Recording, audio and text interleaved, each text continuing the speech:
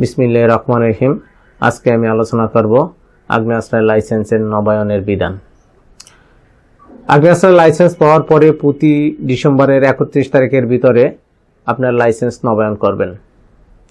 31 তারিখের পরে সর্বোচ্চ 1 মাস জেলা ম্যাজিস্ট্রেট সময় সীমা বর্ধিত করতে পারেন। এখন এই সময়ের ভিতরে যে সকল ব্যক্তি বা ব্যক্তিবর্গ যারা নিবন্ধন করতে পারেননি বা নবায়ন করতে পারেননি, তাদের কি করণীয়? তাদের করণীয়, আপনি যে কারণে লাইসেন্সটি নবায়ন করতে পারেননি সে কারণগুলো লিখিতভাবে আবেদনের মাধ্যমে জেলা ম্যাজিস্ট্রেট বরাবর প্রেরণ করবেন।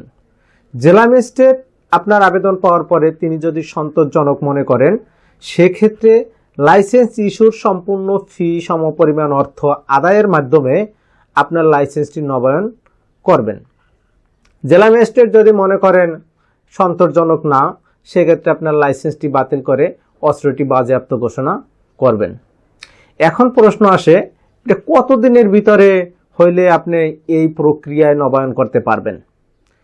সেটা অবশ্যই 4-5 বছরের আগে বিধান আছে। যদি কেউ ধারাবাহিকভাবে 5 বছর বা তার অধিকার সময় নবায়ন না করেন, তাই সেক্ষেত্রে আপনার লাইসেন্সটি নবায়নের আবেদন হিসেবে গণ্য হবে না।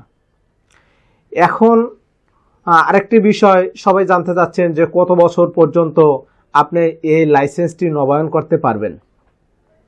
আসলে যখন আপনারা লাইসেন্সটি নবায়ন করবেন, তখন জেলা ম্যাজিস্ট্রেট প্রতিবারই লাইসেন্সধারী ব্যক্তির সাক্ষাৎকার নেবেন এবং তিনি জানবেন বা দেখবেন শারীরিক, মানসিক, অন্যান্য কাঠামো ঠিক আছে কিনা অস্ত্র ব্যবহারের ফলে। যদি ঠিক থাকে তা সেক্ষেত্রে আপনার লাইসেন্সটি নবায়ন করে দিবেন। এখানে সময় বা বয়সের কিছু বাধ্যবাধকতা আছে, যেমন সাধারণ মানুষের ক্ষেত্রে অস্ত্র লাইসেন্সের আবেদনের সময় 30 থেকে 70 বছর একটা সময় নির্ধারণ করা হয় এবং আপনার লাইসেন্স নবায়নের জন্য একটা সময় নির্ধারণ করা হয়, সেটা হলো সর্বোচ্চ 80 বছর। 80 বছরের অধিক সময় যদি হয়, কোনো ব্যক্তি লাইসেন্স নবায়ন পাবেন না। এখন প্রশ্ন করতে পারেন যে আমার 80 বছরের বেশি হয়ে গেছে বা 80 বছরের আগেই আমার শারীরিক কাঠামো ঠিক নাই বা আমার মানসিক ঠিক নাই, এখন আমি লাইসেন্সটি কি করব?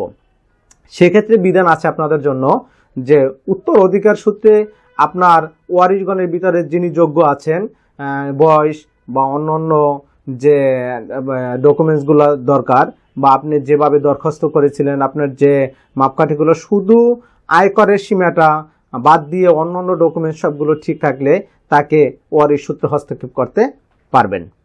এই বিষয় যদি কোনো ব্যক্তি বা অন্য কোনো বিষয় জানার থাকে, তা সেক্ষেত্রে আমাদের সাথে যোগাযোগ করার জন্য আমাদের ফোন নাম্বার 01911155695। সকলকে ধন্যবাদ। সবার জন্য শুভকামনা রইল। ধন্যবাদ।